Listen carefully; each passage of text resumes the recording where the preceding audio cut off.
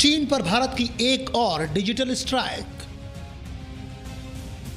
भारत में 118 और mobile app ban से चीन को मिला बड़ा झटका।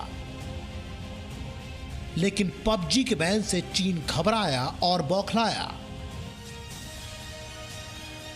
पबजी से होती थी चीन को करोड़ों की कमाई।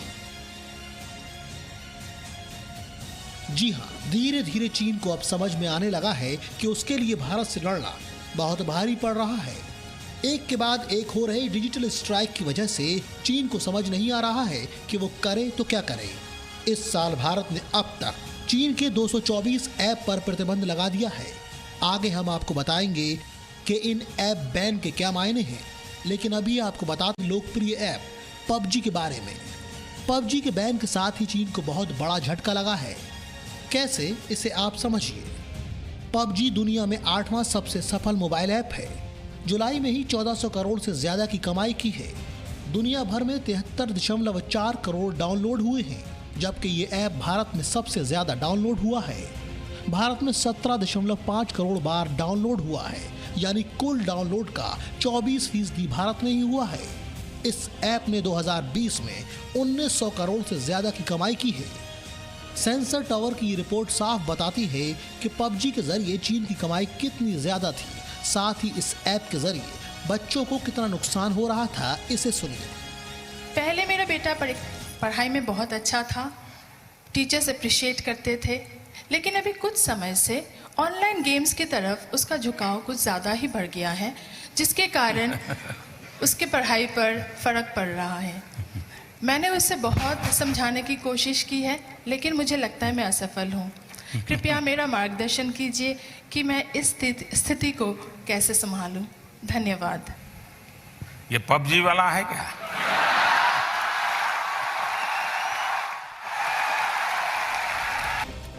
अभी जितने भी ऐप बैन हुए हैं उसमें सबसे ज्यादा चर्चा पबजी की हो रही है। आखिर ऐसा क्यों है? आपको आगे बताएंगे कि पबजी ने कैसे युवाओं की जिंदगी को बर्बाद किया है। लेकिन सबसे पहले आपको बताते हैं पबजी जिसे बैन किया गया वो गेम आखिर है क्या। पबजी एक ऑनलाइन गेम है। 100 खिलाड़ी एयरप्लेन से एक आइलैंड पर उतरते हैं। आइलैंड पर आने से पहले जरूरी चीजें जमा करते हैं। अलग अलग घरों और जगह से चीजों को जमा करते हैं। आर्म्स, दवाइयां और सुरक्षा के लिए जरूरी चीजें लेते हैं। खिलाड़ियों को बाइक, कार और एक नाव मिलती है। खिलाड़ी एक दूसरे को खत्म करते हुए गेम में आगे बढ़ते हैं। 100 में से जो आखिर तक जिंदा रहता है वो विजेता बनता है। भारत में वैसे भी लगातार पबजी को लेकर कई शिकायतें आ रही हैं। देश के अलग अलग हिस्सों में पबजी की वजह से मौत या आत्महत्या के मामले भी सामने आए हैं। दरअसल पबजी गेम का फॉर्मेट ही ऐसा है। इसको खेलने वाला हिंसक भी होता है और नकारात्मक भावनाओं से भी भर जाता है। ऐसे में पबजी पर बैन चीन पर डिजिटल स्ट्राइक के साथ साथ माता पिता के लिए भी राहत की खबर है। फिर रिपोर्ट जी मीडिया।